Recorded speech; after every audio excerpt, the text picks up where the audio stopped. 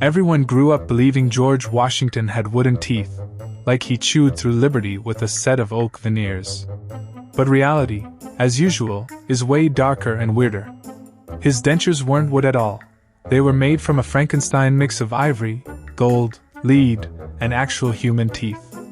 Some of those were likely bought from enslaved people, because if anyone knew how to keep a straight face while profiting off pain, it was the Founding Fathers. Of course, Mount Vernon doesn't mention that on its souvenir mugs. Meanwhile, we still slap his face on the dollar like he's the golden standard of integrity. Never mind the enslaved molars he wore with pride. History textbooks politely skip the part where America's first president basically had a mouthful of stolen identities. But let's keep pretending this was all about freedom and powdered wigs. His dental problems were so severe he often avoided public speaking, not exactly the firebrand orator we imagine. That serious, tight-lipped portrait? Yeah, it was hiding a haunted house of gold and bone. And if you're still wondering about cherry trees, spoiler alert, those didn't happen either. Honestly, the only truthful thing about the guy might be that he hated being truthful. Imagine being the face of a nation while literally grinning with other people's teeth. Now we know where the phrase biting commentary came from. Even after death, they had to fix his dentures just so he'd fit in the coffin. Talk about historical dedication. Nothing says legacy like a smile that wasn't even yours. But hey, America loves a good myth more than a boring fact. Wooden teeth? Too honest. Better to build a legend out of gold-plated lies.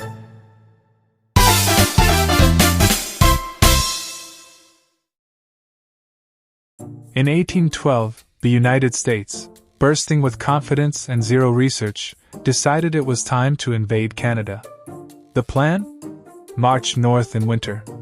Because obviously, who doesn't love an uphill battle through snowdrifts while freezing to death?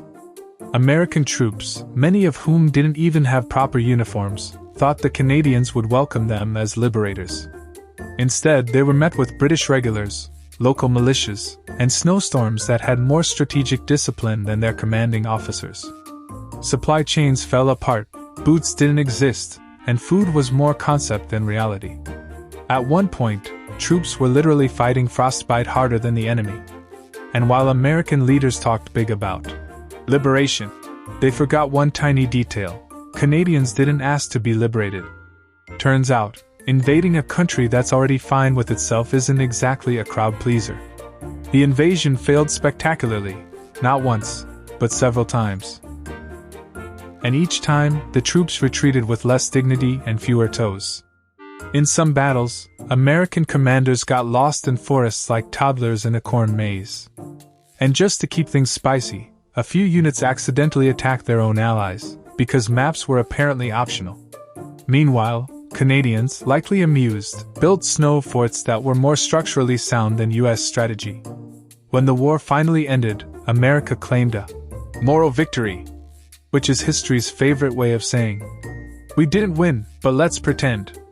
So yes, the US tried to conquer Canada during a blizzard, and Canada just politely said, nah.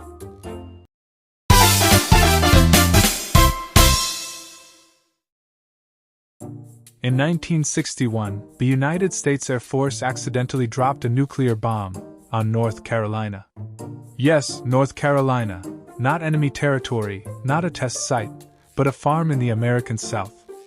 A B-52 bomber broke apart midair, and 2 hydrogen bombs, each 250 times more powerful than Hiroshima, tumbled down to Earth like angry appliances. One of them deployed its parachute. The other didn't bother. It slammed into a muddy field and sank like a bowling ball into mashed potatoes. Oh, and fun fact, the bomb came one switch away from full detonation. 1. The safety system failed. The only reason it didn't explode was because a single low-voltage switch refused to do its job.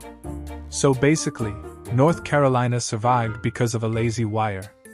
Engineers later found uranium buried deep under the farm, and instead of calling it terrifying, the military called it a broken arrow, which sounds like a failed Boy Scout badge, not a near apocalypse. The Pentagon, in its infinite calm, assured the public that Everything worked as designed. Which is cute, considering the bomb literally nosedived into civilian land. To this day, part of the weapon is still buried underground because digging it up might trigger a bad day. So yes, America once nuked its own backyard and shrugged it off like a parking ticket.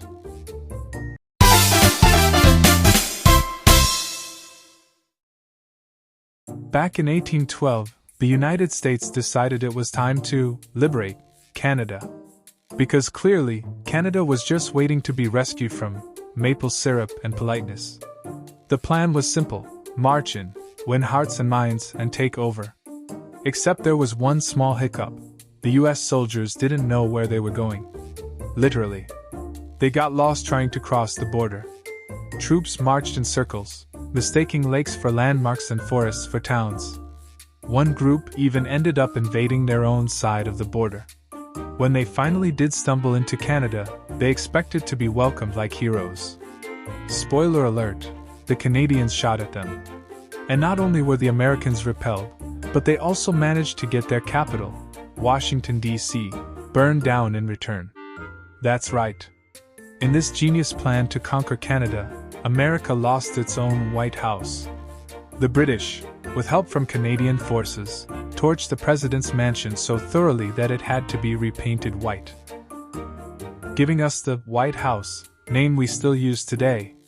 So technically, America owes its national architecture color scheme to a failed invasion and some very flammable furniture. Who knew history could be this petty?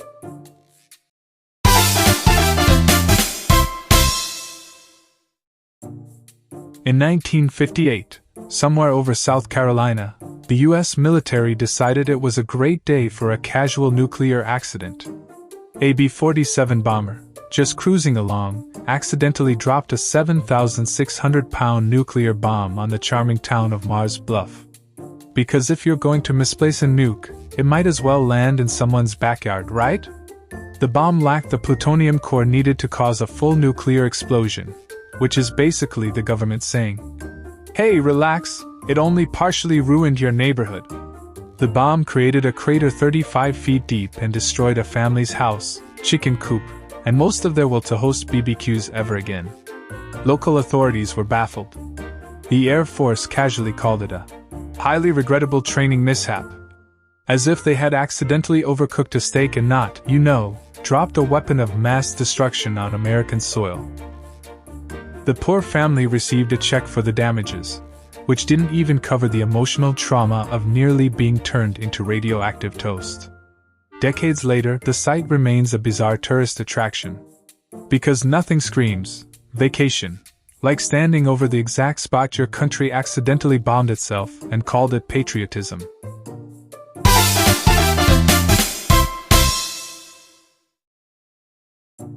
In 1837, a group of American volunteers decided that Canada clearly needed some good oil freedom, whether it asked for it or not. So, naturally, they packed some rifles, hopped in boats, and tried to liberate Canada from the British by invading from Buffalo, New York. The plan? Cross the border, wave some flags, and hope Canadians would join in. What actually happened? The Americans got lost, fired a few shots, and then politely got arrested by British forces who were less than thrilled about the unsolicited revolution. The Canadians, meanwhile, were utterly confused. Most didn't even know they were being invaded. One farmer reportedly asked, "Are you here about the fence I didn't fix?"